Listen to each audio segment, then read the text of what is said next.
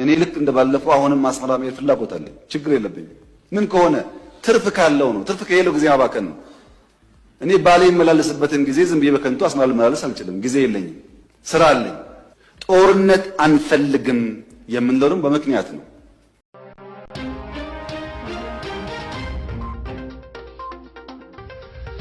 ጽምዶ መመሊሱ ይብርኽ ከም ዘሎ ተፈሊጦሎም ዶክተር ደብረጽዮን ገብረ ሚካኤል ሓለፍቲ ከም ዘባረሩ ተፈሊጦሎም ጽምዶ ኣብ ከተማ መቐለም ይሳለጠሎም ኣዘዝቲ ሰራዊት ናብ ዓዶም ተመሊሶም ሰራዊት ትግራይ ዓቕሙ በሪኹ ከም ዘሎም ተፈሊጦሎም ሓበሪቶም ብዛዕባ ምዕራብ ትግራይ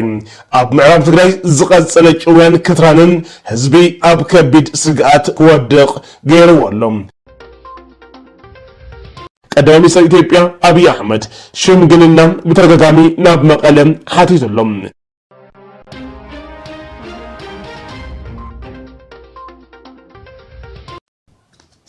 ሰላም ክቡራትን ፍትዋትን ቤተሰብና እዚ ዳኣማት ሚዲያ እዩ ንመደብና ላይክ ሼር ናገበርኩም ክትከታተሉና ዓደምና ነዚ ቻናል ሓድሽ ዝኾንኩም ድማ ሰብስክራይብ በመግባር ቤተሰብና ኩኖም ነትህብና ዘለኹም ኩሉ ዓይነት ደገፍ ካብ ልብና መስገና ዝህልወኩም ሃናጣይ ትብልዎ ርእይቶ ድማ ኣብቲ ናርእይቶ መውሃቢ ቦታ ክትሓድጉልና ዕድምና እዩ ንሎሚ እዋናዊ ዝበልናዮም ሓበሬታታት ሒዝናልኩም መፂና ኣለና ናብቲ ዕለታዊ ሓበሬታ ክንሓልፍ ፈለማ ሰበር ዜና ነባኹም ኩነብል ቀዳማይ ሚኒስትር አብይ አሕመድ ጽባሕ ሰንበት ግንቦት 9 2018 ዓመተ ምህረት ትግራይ በዝምልከት በቋንቋ ትግርኛ መብርሂ ክህብዃኑ ተፈሊጦሎም ቀዳማይ ሚኒስትር ኢትዮጵያ ካብ ትግራይ ክመጾ ዝኽእል መጥቃዕቲ ኣሻቒልዎ ዝርከብ ዘሎ ኮይኖም ሕዚ ጉዳይ ትግራይ ኣመልኪቱ በቋንቋ ትግርኛ ጽባሕ 9 ግንቦት 2018 ዓመተ ምህረት በኩለን ማዕኸናት ቴሌቪዥን መግለጺ ወይ ድማ መደረ ኸስምዕዩ ተባሂሉሎም መሬት ትግራይ ወሪሩ ሒዙ ዘሎ ስርዓት ብልጽግና ዝተመዛበለ ህዝብና ከይምለስ ቀትርን ለይትን እናሰርሐ ዝርከብ ኮይኑ ሕዚ ድማ ተመዛበልቲ ትግራይ ንሻድሻይ ክረምቲ ኣብ ኬንዳ ክኸርሙ ይሰርሕ ከም ዘሎ እዩ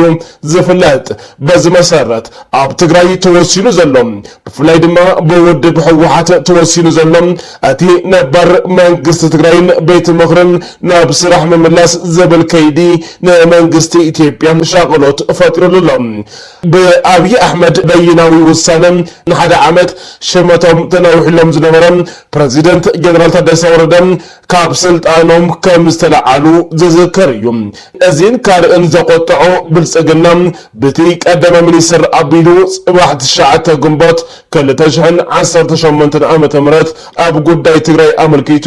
ሓዱሽ መግለጺ ከም ዝህብ ተፈሊጦሎም ፈትዋትን ክቡራትን ቤተሰብና እዚ ሼር በልዎ ኣብ ልዕሊ ትግራይ ሕዝውን ካልእ ኩናት ንምኽፋት ዝሰርሕ ዘሎ ስርዓት ብዛዕባ ትግራይ እንታይ ክብል ይኽእል ይኸውን ዝብል ብዙሕ ሰብ እውን ብሃንቀውታ እዩ ዝጽበዮ ዘሎ ካብዚ ሰብኣይ ወይ ድማ ካብ ስርዓት ብልጽግና ሓዱሽ ወይ ድማ ጥዑም ጽቡቕ ነገር ትጽቢት ዝግበር ኣይኮነን ግን እቲ ዝሓስቦ ዘሎ ሸርሒ እንታይ ምዃኑ ንምርዳእ ግን ክሕግዝ እዩ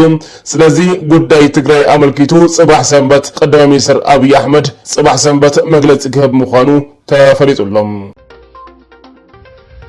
እቲ ካልእ ሓበሬታ ዝኸበርኩም ቤተሰብና ጀነራል ሳሞራ የኑስ ኣብ ትግራይ ሓዱሽ መንግስቲ ክትከል ጻውዒት ኣቕሪቦሎም ብፍላይ ድማ ኣብ ትግራይ ሕዚ ብውድብ ሕወሓትን በሰራዊት ትግራይን ተወሲኑ ዘሎ ውሳነ ማለት እውን እቲ ነባር ብህዝቢ ዝተመረጸ መንግስትን ኣብያተ ምኽርን ናብ ስራሕ ምምላስ ዝብል ኣካይዳ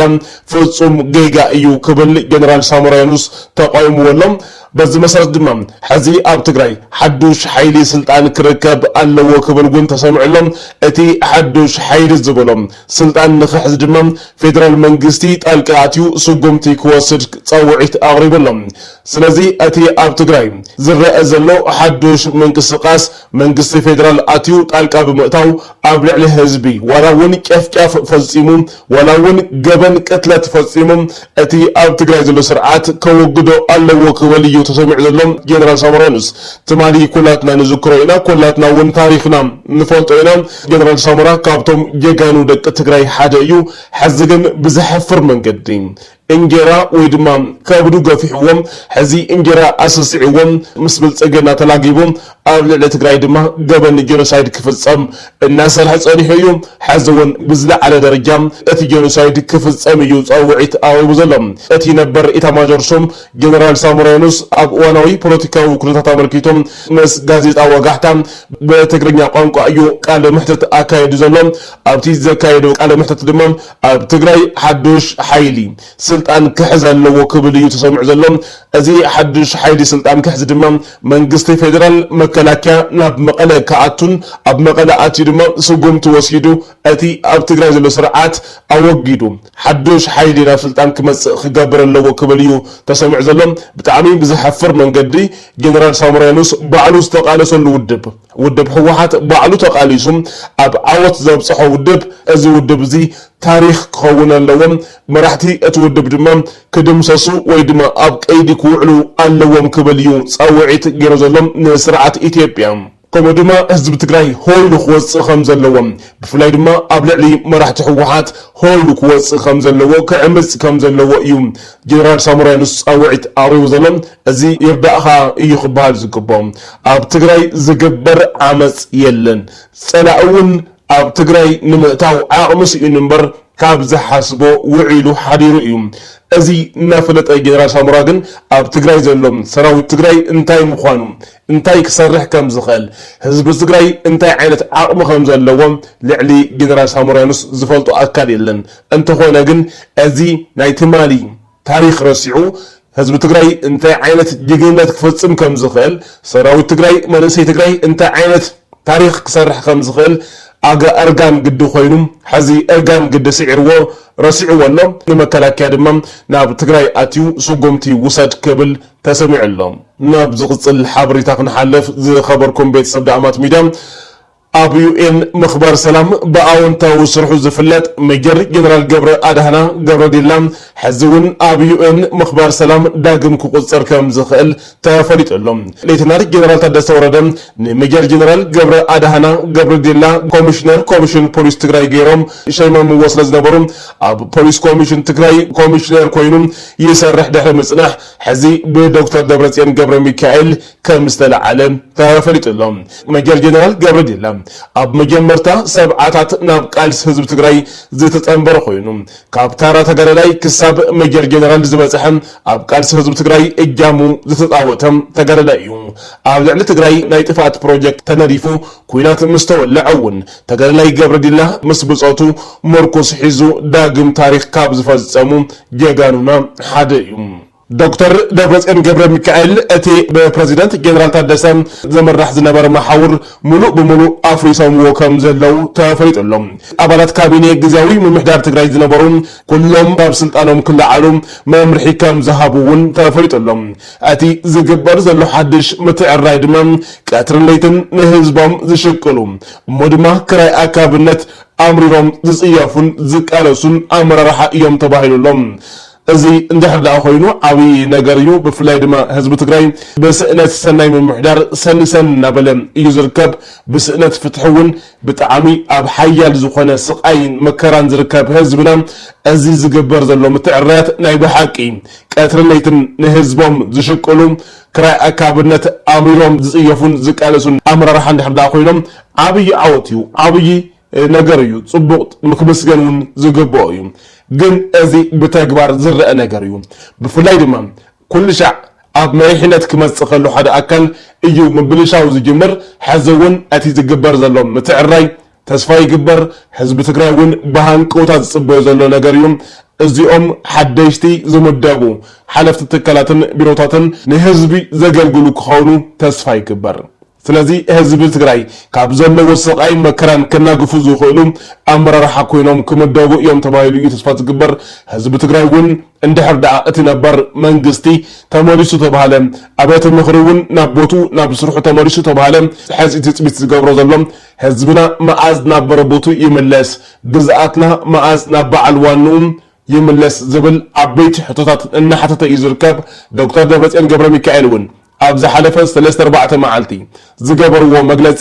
ብዛዕባ ተመዛበልቲ ምምላስ ኣመልኪቶም ምንም ከይተዛረቡ ምሕላፎም ሓያል ቁጥዕን ቅርታን ፈጢሩሎ ኣብ ህዝቢ ስለዚ እዚ ድማ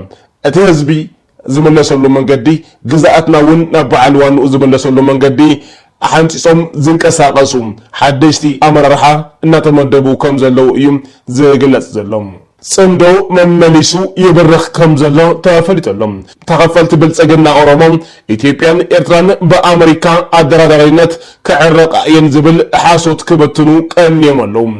ኣብ መሬት ዘሎ ሓቂ ግን ፍጹም ተቃራኒ እዩ ተባሂሉሎም ሓደ ብዝርዝር ክቅመጥ ዘይኽእል ሓቂ እውን ወፂሎም ርክብ ትግራይን ኤርትራን ካብ ዝኾነ እዋን ላዕሊ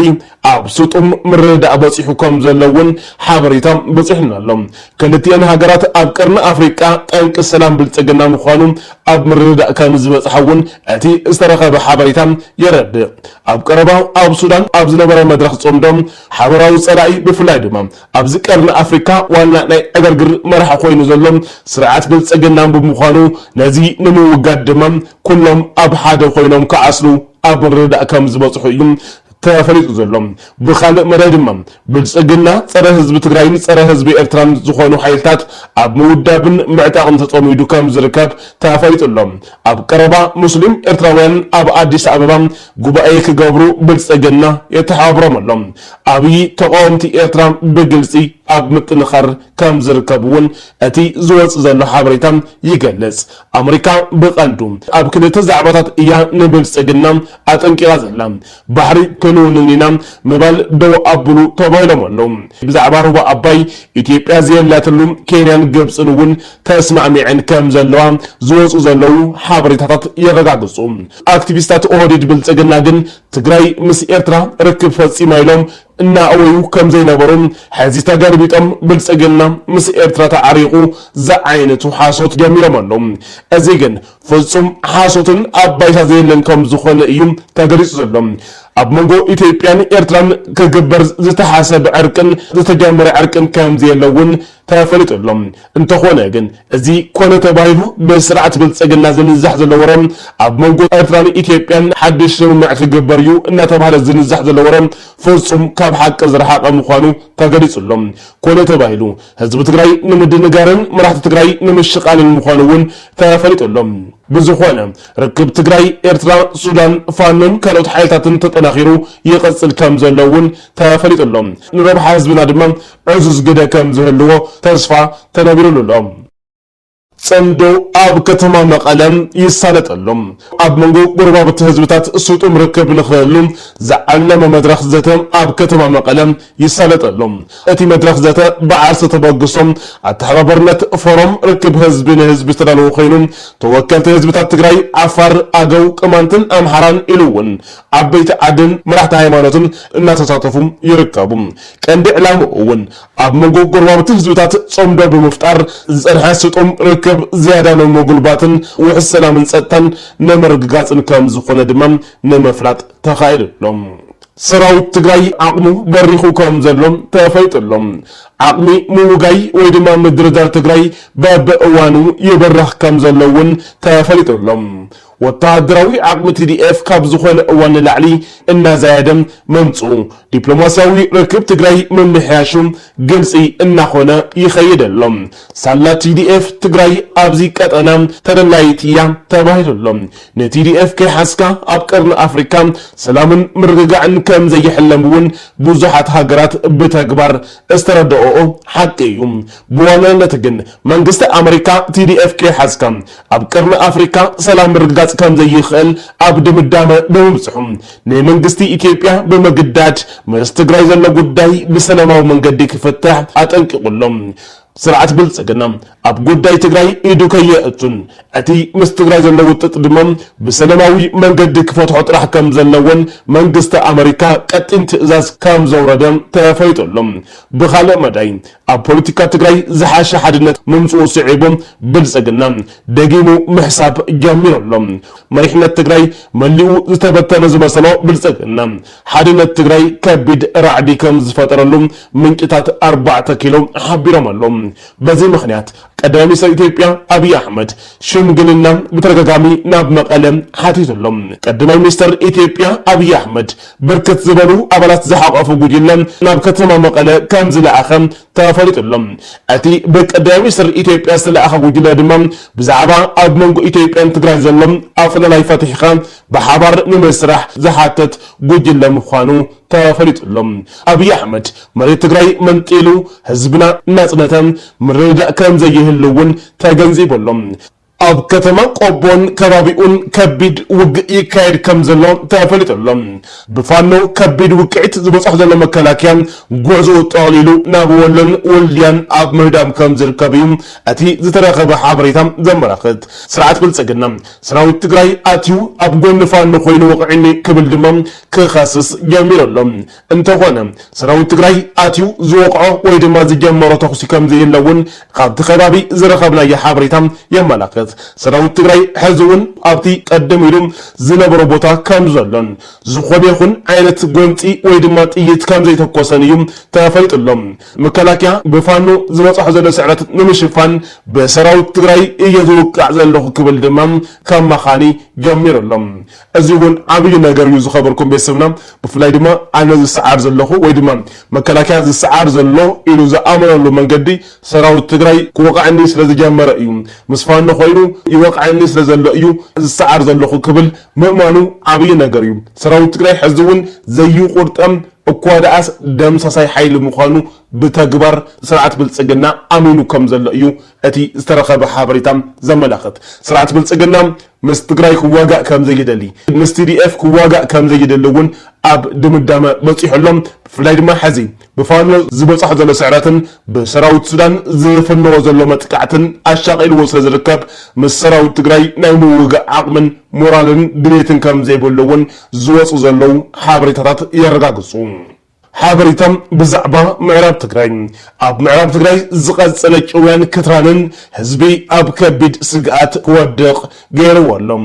ኣብ ዞባ ምዕራብ ትግራይ ከተማ ዳንሻን ከባቢኣን ሰላማውያን ሰባት ግዳይ ጭውያን ክትራንን ይኾኑ ከም ዘለው ተገሊጹሎም ካብ ከተማ ዳንሻ ንኣንፈት ምዕራብ ጉቤን ከባቢ መከዘ ድልድል ክልተ ሰላማውያን ሰባት ብዕጡቋት ተጨውዮም ተወሲዶም ኣሎም እቶም ጨወይቲ ንነብሲ ወከፎም 1 ሚልዮን ብር ክኸፈሉ ዝሓተቱ እንትኾኑ ስድራ ቤት እቶም ዝተጨው ወገናት ኣብ ዝሕዚ እዋን ኣብ ትሕቲ ከቢድ ስቃይን ሓደጋን ከም ዘለው ተፈሊጦሎም በሚኒስትር ጉዳያት ወፃኢ ግብፂ ዝተመርሐ ልኡኽ ኣብ ኣስመራ ዑደት ይፍጽመሎም ፕሬዚደንት ኢሳያስ አፈወርቂ ንብሚኒስትር ጉዳያት ወፃኢ ግብፂ ዶክተር ባድር ዓብድላተይ ዝተመርሐ ልኡኽ ኣብ መቐበሊ ኣጋይሽ ደንደን ረኺቦ ኣዘራሪብዎሎም እቲ ርክብ መቐፀልታ እቲ ኣቐዲሙ ክካየድ ዝፀንሐን ክልተኣዊ ምምክኻር ኮይኑ ነቲ ኣብ ዞባ ቀርኒ ኣፍሪካን ቀይሕ ባሕርን እንዳሓየለ ዝኸይድ ዘሎም ሕድሕድ ሃገራት ምትእሳርን ምትሕብባርን ዘሓየል ምዃኑ ተፈሊጡሎም ብተወሳኺ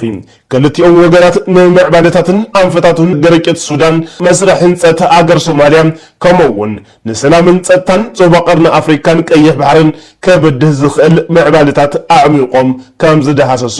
ዝተረኸበ ሓበሬታ የረጋገጽ ቀዳማይ ሚኒስትር ኢትዮጵያ ናብ ኣስመራ ክኸይድ እየ ምስ ኢሳያስ አፈወርቂ ተራኺቦውን ኣብ ጉዳይ ሰላም ዝርብ ክገብር እየ ዋላ እኳ እንተበለ